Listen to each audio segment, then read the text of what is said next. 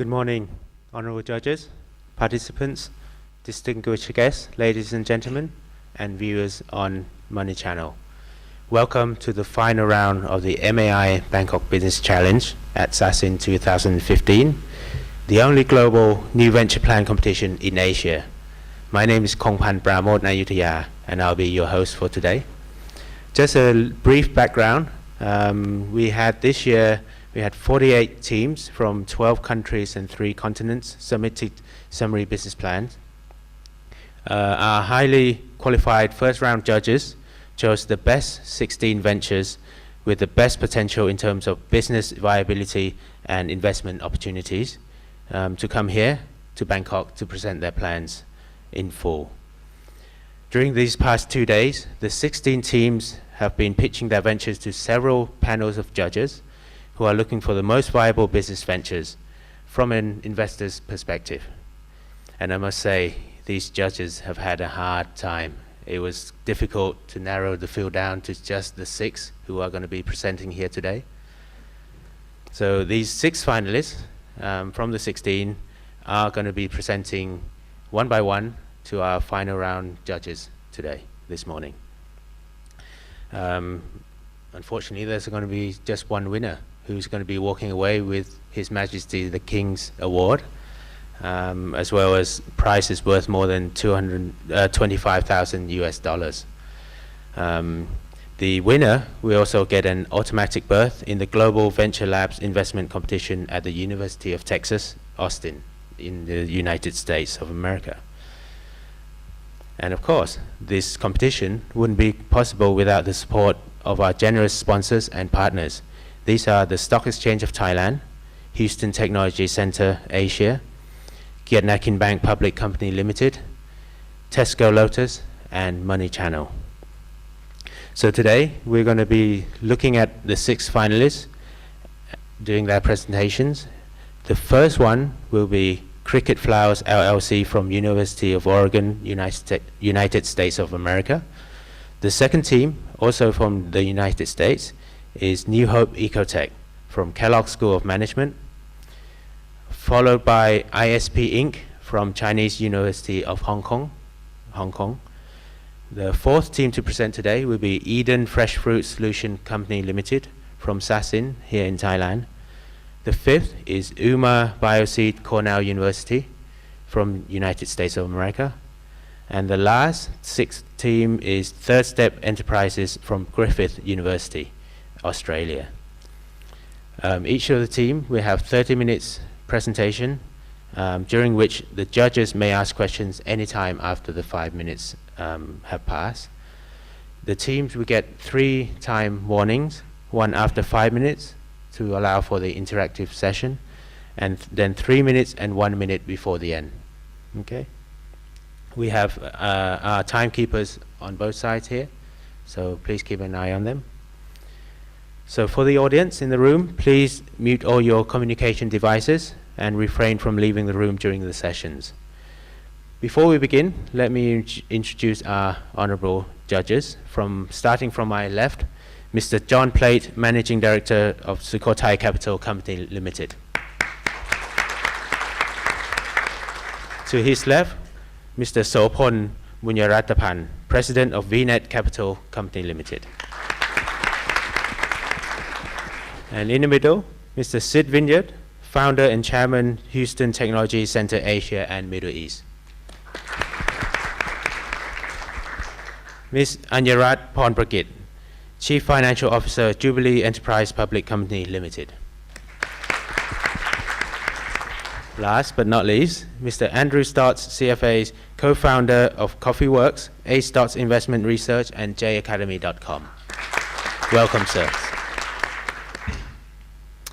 So, the team's ready? I think I'm more nervous than you are.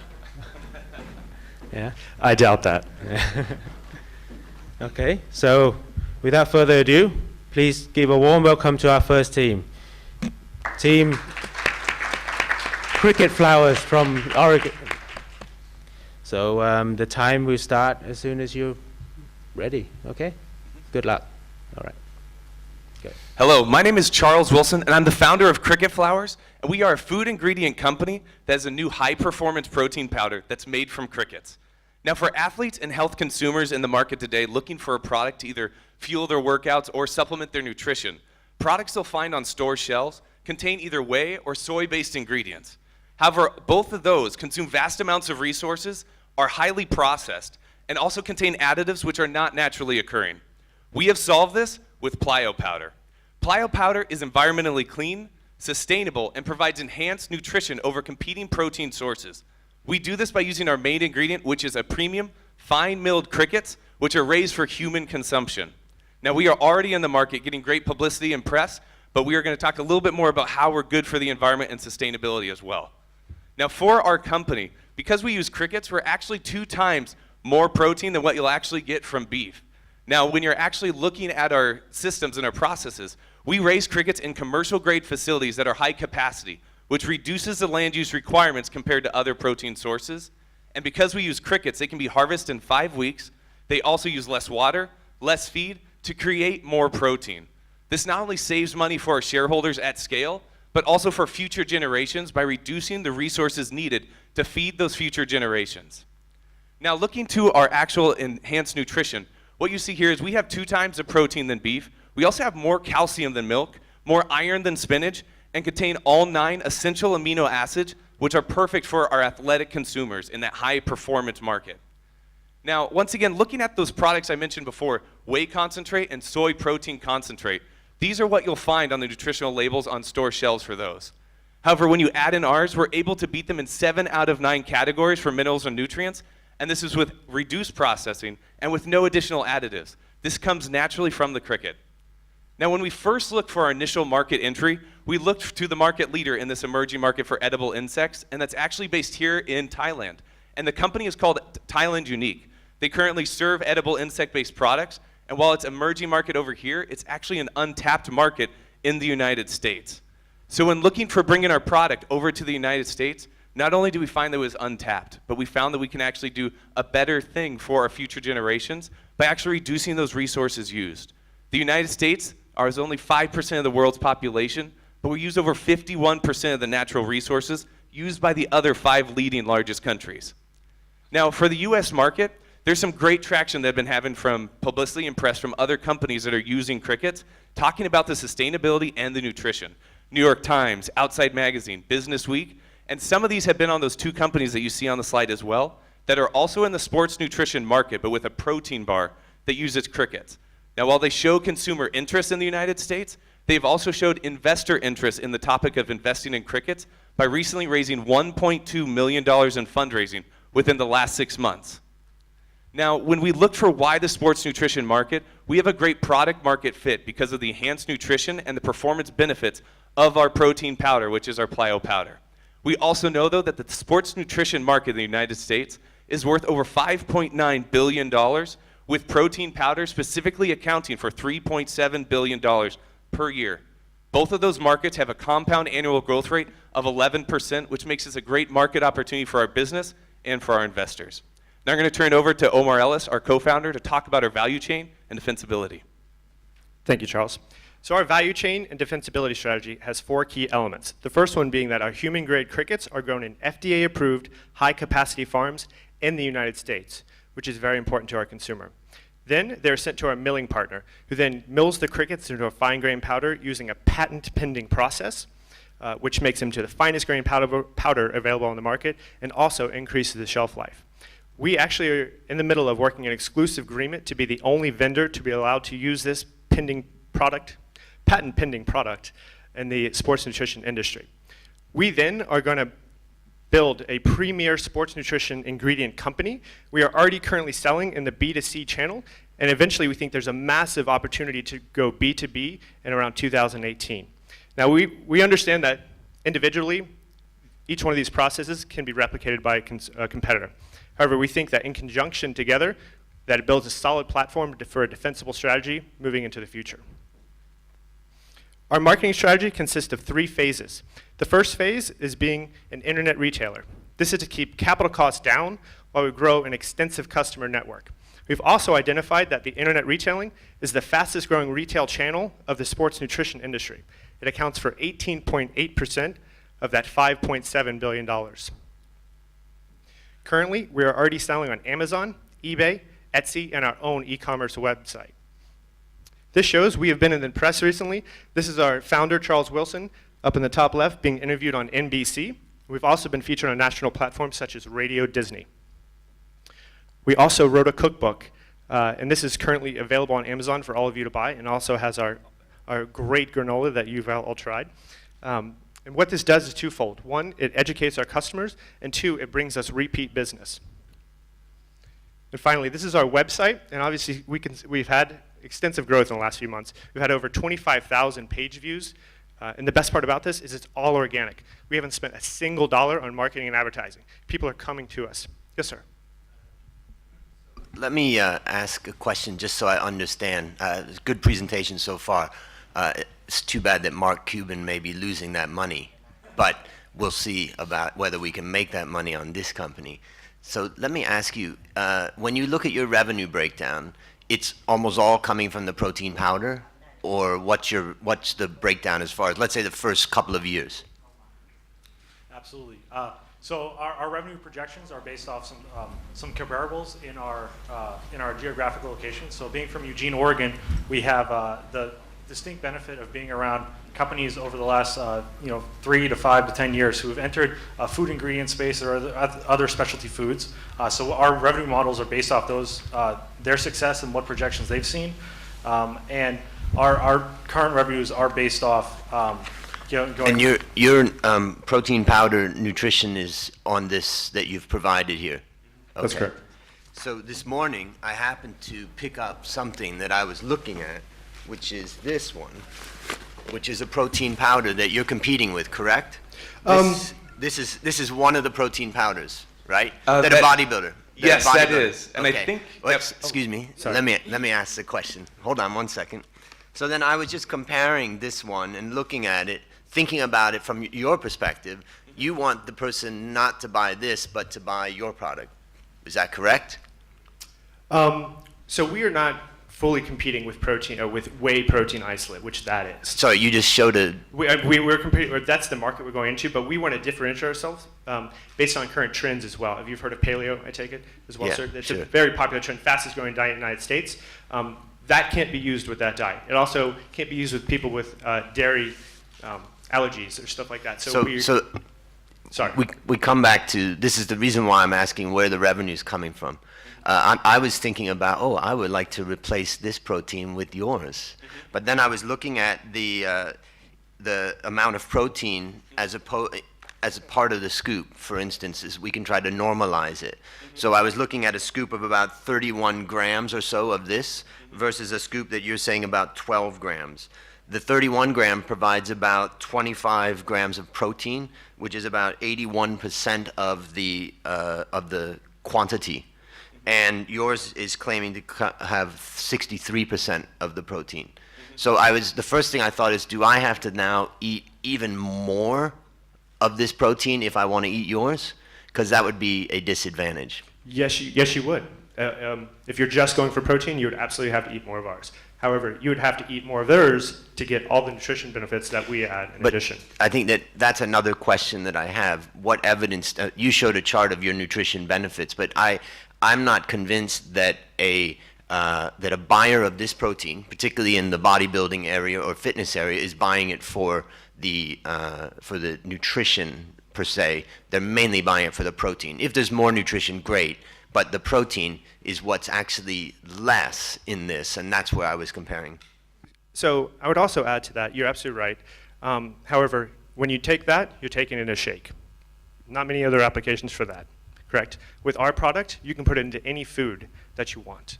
It's got a neutral taste. So that brings me back to my original question. So if you're going to tell me that, then you need to show me on your revenue line where you're selling to that part of the market. Because I think that's a point. I'll give you that point, but I just want to see where does that come in the revenue line. Yeah, and I think the other part too is when you're looking at the back of that label, that actual content, we compared our product to whey concentrate and soy isolate by themselves. So that product right there might actually be flavored might actually have additional additives. So what we compared our product to is that whey concentrate and soy protein concentrate with our just plain cricket flour. So we actually haven't added those additional additives that they already have. I'm just comparing two products that could be theoretically bought. Yours can be bought and theirs can be bought. Let me add one other thing is I noticed that 20% of the content is fat versus only 1.6% in this. So I was just wondering, I mean, that's partially because you have the whole unit of the cricket, I presume, but some people that are looking for low fat, which is such a big thing in America at least, how do you handle that? Yeah, so I guess with our product, if we're going into that high performance and endurance market, some of those things, they're not just looking for just protein, because at the end of the day, when they're actually doing those races and they're losing those electrolytes, minerals, all those other nutrients, the protein is just a part of it. So when we're looking for that consumer market, that's how we chose in that actual customer segment. You're absolutely right. We can't, I mean, there are people that are going to buy that product no matter what. However, we think we can compete and differentiate ourselves in a vast array of other areas that'll make our product more appealing to the consumers in that market. Because it's not just people who are looking for, in the sports nutrition industry, that are looking for high protein. There have a lot of other aspects that they're looking for. Does that answer your question, sir? Yes. If I may add a little bit to Andrew's question. So it sounds to me as if you want to differentiate yourselves within this protein market. You must know a lot about that since you're currently selling in this market. So what have you actually learned? Coming back to Andrew's questions, who is it that buys it and were they disappointed? And also a little bit about the revenues you're actually generating out of, they're a little bit hard to find in the material. Absolutely. So we can answer those questions. We have a few more slides down. No. You want right now? Yeah, okay, absolutely. No problem. Let me get to them. Oh, so right there, actually. Oh, sorry. No, you're good. So right there, we've actually been selling out of our whole first production run. So what those products you see in front of you, one is our pure plyo powder. We also have two other ingredients that have a flavor profile to them, and so we sell those products as well, in addition to a baking flour for if a mom wants to make, let's say, a healthier set of cookies for her kid because they won't eat spinach. So we're selling to a couple different customer segments, at least right now, but this is our actual product breakdown of where that's going to. So right now, most of our product is being sold 80% within that plyo protein, 100% pure cricket market. As you can see as well, 10% is going into that flavored line, which is going towards that American taste, who's looking for a protein powder that they might find on store shelves and that flavor that they like. And then furthermore, we have another protein drink that we developed as well with that all-purpose baking flour. So that's how our customers are currently using and accessing our product. And a little bit in actual numbers and slightly more plain English, what did they actually buy it for?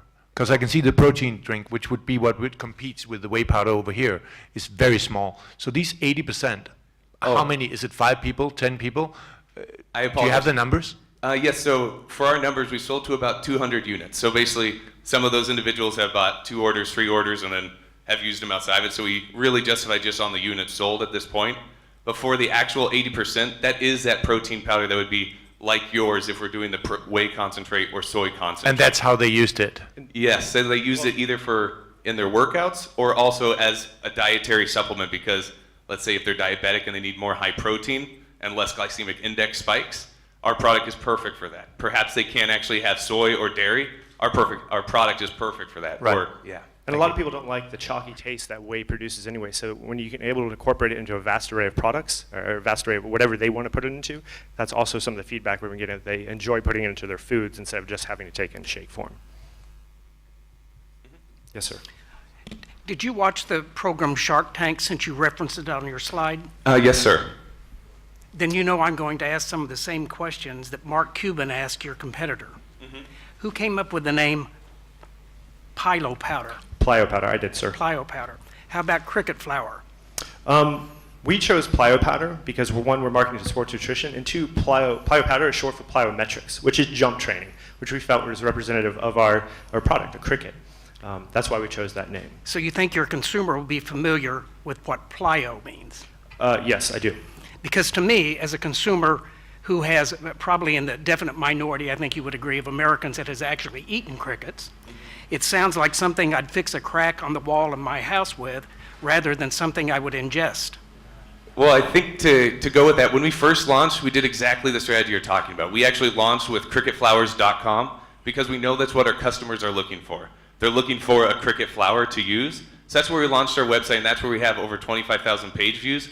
This is more of a branding strategy and sort of for our defensibility to create a trademark where Cricket Flowers is more of a generic term, and we wouldn't be able to have that protection to actually put Cricket Flower on something. We could put a logo or a design or a picture, but the actual word Cricket Flower is sort of the weak part of that trademark portfolio. And Plyometrics appeals to elite athletes, and we were going to use a trickle down, once we incorporate some of our elite athlete advocates to the rest of the general sports nutrition consumers. My second question is, since you say you want to identify the sports nutrition business, you realize you've already got a huge competitor in Mr. Cuban, who has billions of US dollars, owns sports teams, and he's already heading the company he bought on or invested in Shark Tank down that road as well. How do you plan on competing against that? Yes, so that's part of, we talked about our value chain a little bit, we can bring it up as well, but part of that is coming with our supplier and the processes it use. So because our product is using this patent pending process, we're able to get a product and a powder that is perfect for this application in the protein powder space. Some of the other ones you might find in the market, like the company you mentioned or some others that are online, theirs is a lot more coarse, it's not as fine as ours, and it also doesn't have as long a shelf life. So that's where he could create one, he could get in there, but because we're building this into our supply chain, we're able to exclude those others from going into the sports nutrition and application market. The company you're talking about is Chipotle, founded Yes. by Pat Crowley. They use 45 crickets total in the bar. We use around 5,000 crickets per pound, and so we just provide a whole bunch more nutrition from the actual crickets. They're supplementing their bars with a whole bunch of other things as well. Do you have any point of reference of how well they're doing thus far, since the initial investment, and how much they have raised since then? We Because don't- I do. Oh, okay. So we actually don't have those exact numbers other than information from suppliers that let us know about their marketing strategy. Give me your rough estimates of what you think they're doing. I couldn't tell you. I would just have you fill me in instead of making a bad guess. Do you think they're successful yet? I don't think so. I don't think they're as successful as EXO is, who is doing much better than they are. You're correct. Yeah, thank you. And I would agree with Mr. Sid have talking about, because in my idea I thought that your product is like a kind of another product that compete with what already in the market. So what is already in the market is that there's like big players in the market. And I think that your product is a consumer product. It's about all the awareness to the consumer. If the customer known or unknown, although you're talking about your product beauty, but if the customer doesn't aware, so how can you sell? Because I saw in your financial statement you don't have any like marketing expense much about this, and you aim to sales online. But apart, for example, your competitors may use like celebrity endorsement, and you have show men's health. They do a lot of publicity, but you just do online. Could you please explain about this for me? Yeah, so the first year we're just doing online, and like we said, in year 2016, 2017, we're going to move to more traditional retail sites. We're going to self-distribute for one of those first years to kind of keep our costs down. And we've talked to other food companies, and when you hit around 25 stores, you can partner with a distributor. 2017, that'll be phase 3. We're going to fully partner with a distributor, and that'll be our primary means of sales at that point. However, going to your question, this is on this magazine right here is Jesse Thomas. He's a world-class triathlete. He's one of our advisors and a good friend of ours. He also has his own sports nutrition bar company that's raised over $1 million in revenue. And we're going to use him to create a consumer base and to, like we said earlier, to kind of trickle down into mainstream. And have you had already booked that expense in your financial statement? So the income statement is updated based on some of the feedback we received over the last couple of years, but the other two documents, they're updated from the business plan. However, they haven't been flushed through with the feedback we received over the last couple of years, last couple of days, and last couple of weeks. Because this is a real business, we're constantly evolving our financials and our expectations. So it's just trying to play catch up, and our revenue projections are probably the most up-to-date piece of information that we have.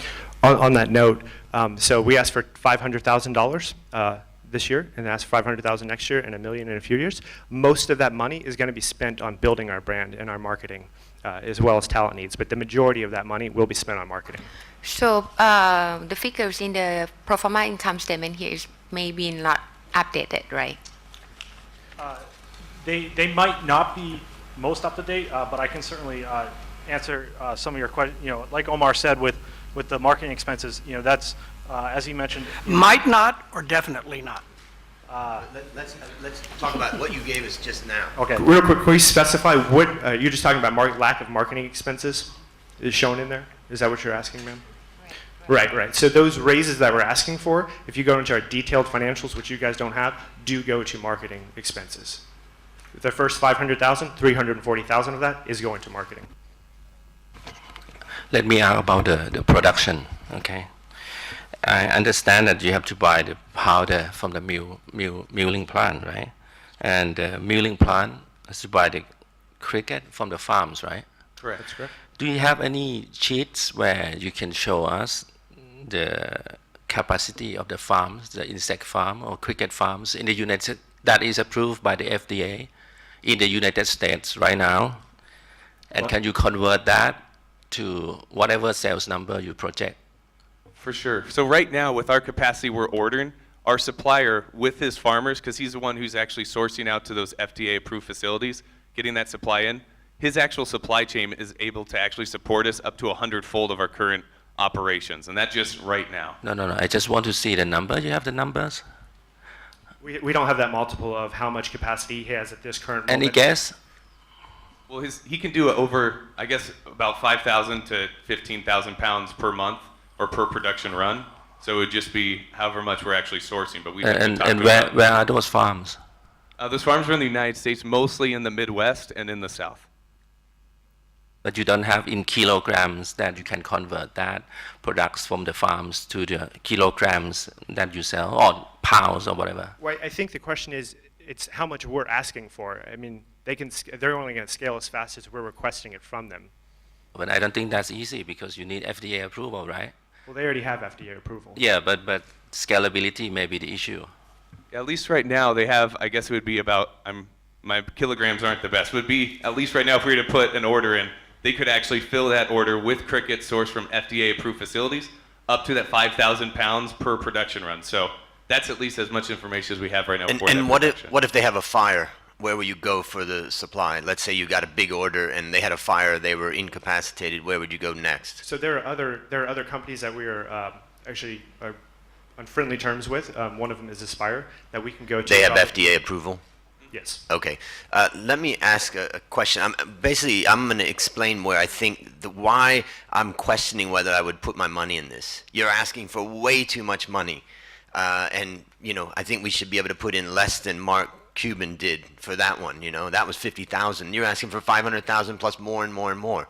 Where I think this is going wrong is that you're showing us, for instance, these comparable companies and saying, hey, they were purchased, right? But these companies are brand builders, building many different nutritional products. They're not based upon any one product, though they may have started with a couple protein powders. They've got a whole range. But you guys got this great idea, crickets, and you're thinking, how are we going to market it? But I think the place that this is getting expensive and falling down, why not just, so this is my question, why not just become the cricket experts and supply the crickets to these fantastic retailers so that they can produce it and sell it? You're going to get less of a margin and less of a revenue, but your life's going to be a lot easier, and I don't have to put in 500,000 plus another and another and another. Let's do that. So the reason why, I guess there's a couple things in there I want to address. The first is the reason why we're asking so much money is because we are trying to build a brand, much like those companies that you saw in there that were acquired. And we realize that that's an expensive proposition. No, I know that, and I can see that from the financials and your presentation, and that may work, but that's very expensive. And are you guys brand guys or are you guys cricket guys? You come to me as guys that have gotten some really cool stuff related to crickets, not as some guys that are amazing marketers and crickets happens to be one little part of your marketing platform. That's where I'm having a hard time. Absolutely. So we also have more products in development. We don't just have one product, and I can let Charles speak more to that. I guess to answer your question, so that B2C model with the branding and whether we're the brand experts, that's really our initial product market entry strategy. We started selling in November, and since then, that's when we've gotten those 25,000 page views and over 21 publications, but we know we can't do it alone. But as in our value chain, I think what you're talking about is that B2B model that we have worked in there for really once we're actually become those experts and the knowledge gateways for how to use this type of nutrition into that customer segment, that's when we're really able to use our product. Just as you see on that bar in the bottom of the screen, we could actually put our ingredient as their protein source. So that, Why not? Let me ask you, can you just get one B2B customer? yes, we could. So that's something that what we're trying to establish now is, one, that there's customer demand, and that's what we're starting to already So let's show. go to one of those, get some revenue. Then I don't have to put in 500,000 and then more and more. Let's get one of those. That's going to give you revenue right away. Then you build your brand over time.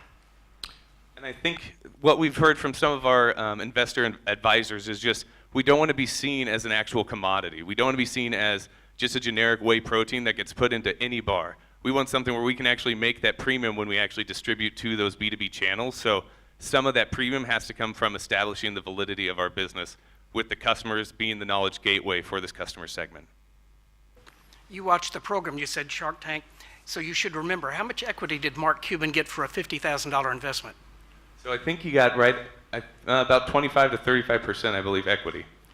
And if we give you $500,000, how much equity would we get? So you'd get 30%. So I invest 10 times the amount for about the same amount of equity. For sure, and I think part of it is just our strategy of what we're planning to do with our product lines and where it can go beyond just a protein bar. And just as you say, I don't think Pat Crowley was the right man to take that venture. I think we're better positioned and have more foresight to get you your return on your cash as well. I would agree with that. I watched the program, as I said, and I would not have made an investment in that one. I find your proposition more interesting. How much have you sold on Amazon? So on Amazon right now, we just got our brand established and recognized in the grocery and food segment. So we had to go through authorization, send our report. So right now, just give me the number. Just the book is online. When we Okay. get back in February is when we can actually put our product on that sales channel. How about on eBay? On eBay, we've sold about 2 to 5 pounds in that actual channel. Most of the sales, since we just opened up those channels and those flavor product lines at the beginning of January. And on your own website? On our own website is when we've actually sold, thank you, where we actually sold about the 150 units so far. So right now, the biggest driver in our actual market has been our own website, but that's without the actual eyes that we can get from an Amazon or an Alibaba or any of those. That's without any Google ad clicks as well, AdWords. Yes, sir. Well, there is a gentleman named Mr. John Hall, who is the first partner of Nike Labs and OVP partner. Yes, sir. Right over here. All right. Why don't you ask him for the funds instead of asking us? Because he's also our faculty advisor, and I think that would be a conflict. Doesn't matter, right? Because if it's a very attractive business. And I think just where we're at our business, we've had a couple people who actually have come up to us and asked about investing, about going, but right now, by going to competitions such as this and driving our sales channels, there's actually some ways for us to get some... Can we just because we're running out of time, I have just one question about your profit. You're estimating about $5 million profit in 2020. And my experience in investing in small businesses cut that in half, maybe. If I do that, I get, let's say, about $2 million, I'm going to say, in profit at that time. So now, let's say that we use a multiple of 6 times. That means that this company's worth $12 million at that time, 2020, at exit. Now, of course, if we discount it back at a 50% discounted rate or something like that, this company is not worth very much, maybe $5 million according to your ideas. So when I look at those big numbers, can you explain to me why you think you're going to be able to get big value out of this company? So most of the acquisitions we've seen in this space have been off the revenue multiple and not net income. So that's how we discount back our cash on cash and everything like that. Just from an industry average over the last couple of years of what has been happening within this space and what the sports revenue multiple is. Let's say your revenue, I'm going to cut it in half. You say 19, I say 10. Multiply that times 1 times, maybe 2 if you're successful. We're still talking about not a particularly high number. We took the average of that of 1.5, 1.6, and we put it. It's definitely in the low end of these acquisitions.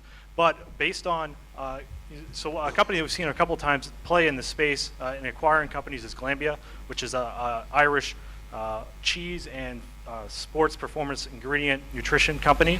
And based on their current portfolio, what the strengths of cricket flour is not evident within their current portfolio. So that's why we feel like in 5 years we could be a strategic fit in their portfolio. And we're not going to generate the same type of returns as some of these other businesses right away, but I think over the long term, we have a very defendable brand, and it'll be worth a lot of money. Do you all use the product yourself? Absolutely. I give it to my daughter. Yes. Tell me in 5 words or less what you like about it or what it does for you or your daughter. 5 words or less. 5 words. Sorry, time's up already. We have more time later at the venture exhibit. Thank you very much, team Cricket Flowers from Oregon. Thank you. So we're going to take 5 minutes to set up for the next team, which is Team New Hope Ecotech from Kellogg. Thank you We'll guys see you very back. much.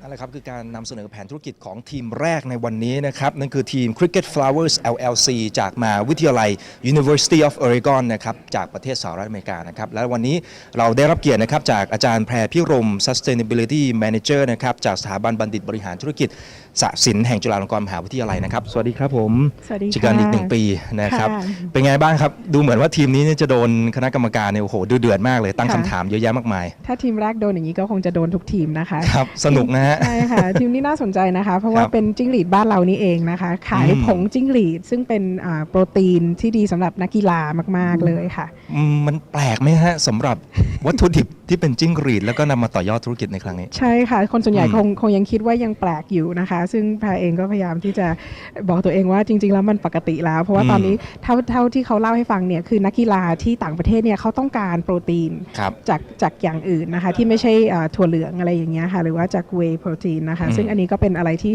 เริ่มฮิตแล้วด้วยนะคะแต่ว่าเขาอยากที่จะเป็นบริษัทที่เน้นแบรนดิ้งแล้วเขาอยากจะโดนซื้อจากบริษัทใหญ่ๆด้วยซึ่งอันนี้เป็นเรื่องที่เป็นอะไรที่ท้าทายเพราะว่าถ้าทำแบรนดิ้งไม่ดีก็อาจจะไม่ถึงขนาดนั้น ใช่แล้วก็ดูเหมือนว่าจะใช้เม็ดเงินลงทุนเนี่ยมากพอสมควรด้วยนะครับ ใช่ค่ะ ตรงจุดนี้ก็ถูกคณะกรรมการเนี่ยตั้งคำถามมากพอสมควร ใช่ค่ะ คณะกรรมการแต่ละท่านก็มีประเด็นที่มีประโยชน์มากเลยนะ ครั คะ บ อย่างคุณแอนดรูก็ถามเรื่องแบรนดิ้งนะคะ คุณโสพลก็ถามเรื่องกำลังการผลิต ครับ นะคะซึ่งอันนี้ก็ยังงงๆอยู่ว่าตกลงเขาเอาจิ้งหรีดไทย หรือว่าจิ้งหรีดอเมริกันกันแน่ ใช่ช่วงแรกเนี่ยเขาบอกว่าซอ เป็น ร์ จิ้ ซิ่ ง ง หรีดไทย เนี่ยมาจากไทย ใช่ค่ะ แต่พอโดนถามหนักๆเข้านี่เริ่มเปลี่ยนละ ใช่ค่ะ กลายเป็น Middle West หรือสักอย่างนะฮะ ใช่ค่ะ อ่า ค่ะ ก็คงต้องเป็นคำถามที่เราจะต้องเก็บไว้ในใจอยู่เหมือนกันยังไม่ค่อยเคลียร์สักเท่าไหร่ ใช่ค่ะ อืม แต่ละเอียดมากเลยค่ะ กรรมการแต่ละท่าน ครับ ค่ะ แต่ถ้ามองความน่าสนใจของธุรกิจนี้ คุณแพรนี่มองไงครับ เพราะว่าน่าสนใจค่ะแต่ว่าถ้าเขาต้องการที่จะโดนซื้อเนี่ยเขาต้องทำแบรนดิ้งดีๆมากๆเลยเพราะว่าคุณแอนดรูก็บอกว่าทำไมคุณไม่แทนที่จะทำแบรนดิ้งทำไมไม่ทำเป็นคอมมอดิตี้หรือว่าขายแค่ตัวโปรตีนอย่างเดียว เพราะว่ามันก็มีคนอื่นที่แบรนด์เขาแข็งแรงอยู่แล้ว ใช่ นะคะอันนี้คือต้องทำดีๆเลยถ้าตั้งใจทำแบรนด์ก็ทำให้มันดีไปเลยค่ะ ครับแต่อย่างเวย์โปรตีนหรือว่าคู่แข่งรายอื่นๆที่เขาเป็นบิ๊กเพลเยอร์อยู่แล้วเนี่ยในตลาดเนี่ยนะครับคือมันก็จะเป็นโปรตีนที่เราคุ้นเคยกันเพราะว่าทานมานานแล้ว ค่ะ แต่พอจะบอกให้ผู้บริโภคบอกว่าเอ้ยมาลองคริกเก็ตมาลองจิ้งหรีดดูไหม ค่ะ ความสามารถในการที่จะเปลี่ยนพฤติกรรมของผู้บริโภคเนี่ยมันมีมากขนาดไหนหรือสิ่งที่เขานำเสนอนี่มันมากพอไหมสำหรับการเปลี่ยนพฤติกรรมของ เพ ผู้ ราะ บ ว่า ริโภ เขา ค เห็นตลาดแล้วล่ะเพราะว่าคนจะเริ่มซื้อจิ้งหรีดมา บริโภคกันแล้ว ถึงแม้ว่าเรายังจะไม่เชื่อนะคะแต่ที่พาเป็นห่วงก็คือเรื่องแบรนดิ้งเพราะว่ายังเห็น ครับ ว่ามันยังไม่ค่อยแข็งแรงเท่าไหร่ ค่ะ แต่ว่าชอบทีมค่ะ ทีม ครับ ท่าทางดีมากเลย อ๋อ ค่ะ แต่เป็นไปได้ไหมว่าบริษัทอื่นๆ พอเขาเห็นว่าทางด้านของ Cricket Flowers เขาทำได้คือเอาจิ้งหรีดมาผลิต เอาเป็นวัตถุดิบเนี่ยนะฮะแล้วก็มาผลิตเป็นโปรตีน เสร็จปุ๊บเขาบอกว่าเอ๊ะกระบวนการมันก็อาจจะดูไม่ได้ยากสักเท่าไหร่ทำตามเป็นไปได้ไหมฮะ ค่ะคือตะกี้เขาเน้นว่าอันนี้กรรมการก็ถามเขาเหมือน ครั กัน บ แล้วเขาบอกว่าเขาเป็นพรีเมียมโปรดักต์ อืม ซึ่งอันนี้ถ้าจริงแล้วเขาทำแบรนดิ้งที่มันสะท้อนของความเป็นพรีเมียมก็จะดีแต่ตอนนี้พายยังไม่เห็นว่ามันเป็นเช่นนั้นค่ะ อืม ค่ะ ครับแต่จุดหนึ่งที่น่าสนใจของทีมนี้คือเขาบอกว่าเขาจะเน้นการทำมาร์เก็ตติ้งผ่านออนไลน์ ใช่ค่ะ ในช่ว พาง ยก็ แรก ตกใจมากเลยที่เขา อืม บอกว่าเขาขายทางเว็บไซต์ Etsy ด้วยซึ่งพายนึกว่าขายแค่ handicraft ของประดิษฐ์นะคะ ดูอาจจะยังไม่ได้มีโฟกัสมากสักเท่าไหร่นะ คือ สำหรับ เพราะ ทีม ว่า นี้ Amazon หรือ eBay ก็โอเค แต่เพราะว่าเขาต้องทำคอนแทคกับทางผู้ประกอบการที่เป็นตลาดใหญ่ๆ มากกว่านี้นิดนึง อืม ค่ะ แต่ถ้าถามความเห็นของอาจารย์แพรล่ะครับ ค่ะ ว่าการที่เขาไปบุกตลาดออนไลน์ก่อนแทนที่จะเป็นลักษณะของการตั้งช็อปหรือว่าอย่างที่คุณอันดูตั้งคำถามว่าทำไมถึงไม่ลองไปดูแบบลักษณะของ business to business ค่ะ อาจารย์แพรมองไงฮะ ใช่ค่ะเพราะว่าถ้าเขาตั้งใจที่ทำออนไลน์ก่อนเนี่ยเขาต้องทำแบรนดิ้งให้มันแข็งแรงกว่านี้ นั่นคือคีย์หลักสำคัญ ใช่ เล ต้อง ย สร้างสรรค์กว่านี้เยอะเลยค่ะ แล้วก็แล้วในแพลนเขาเนี่ยเขาอยากทำทั้ง B2B และ B2C ซึ่งแปลว่าอันนี้มันทำให้เสียโฟกัสไปนิดนึง ค่ะ ครับผมแต่การที่เขาเริ่ม B2C แล้วค่อยไปทำ B2B มันมีข้อดีข้อเสียยังไงครับผม เพราะว่าที่เขา connect กับลูกค้าผู้บริโภคโดยตรงก่อนเนี่ยอันนี้เป็นข้อดีนะคะแต่ว่าตราบใดที่ branding เขายังเป็น word of mouth หรือว่าปากต่อปากยังไม่ได้เนี่ยเราก็จะใช้โซเชียลมีเดียอะไรอย่างนี้ไม่ได้เต็มที่ ครับ ก็เลยต้องแก้ที่ branding จริงๆค่ะ ครับ ค่ะ เท่าที่มองดูแล้วเนี่ยคุ้มไหมครับสำหรับการลงทุนในครั้งนี้ เห็นบอกว่าต้องใส่เงินโอ้โห500,000 เหรียญแล้วค่อย 500,000 อาจจะเพิ่มในแต่ละปีด้วยนะฮะ ใช่ค่ะเพราะว่า ถ้าเป็นอาจารย์แพรนี่จะลงทุนไหมฮะ แต่ยังไม่กล้าค่ะ อ๋อ ค่ะคือเพราะว่าเป็น product ที่ดีแล้วเพราะว่ามีตลาดแน่นอนแต่ว่ายังไม่ convince เรื่อง branding เท่าไหร่ ครับผมอย่างตลาดของเขาเข้าใจว่าอย่างช่วงแรกเนี่ยเขาน่าจะลงทุนในประเทศอเมริกาก่อน ใช่ค่ะ มองดูแล้วในโอกาสนี้มันมีโอกาสที่ขยายไปเรื่อยๆ ไปยังภูมิภาคอื่นๆไหมครับสำหรับธุรกิจนี้ บางประเทศในยุโรปน่าจะได้ค่ะ แต่ว่าแพรว่าที่อื่นยังไม่ค่อยแน่ใจแพรก็ไม่ทราบว่านักกีฬาที่ลาตินอเมริกานี่เขาจะบ้าคลั่งจิ้งหรีดของเรา ได้มากน้อยแค่ไหน แต่เขาก็อาจจะมีของเขาเองด้วยนะคะเพราะโปรตีนมันก็มีหลายซอสเหมือนกัน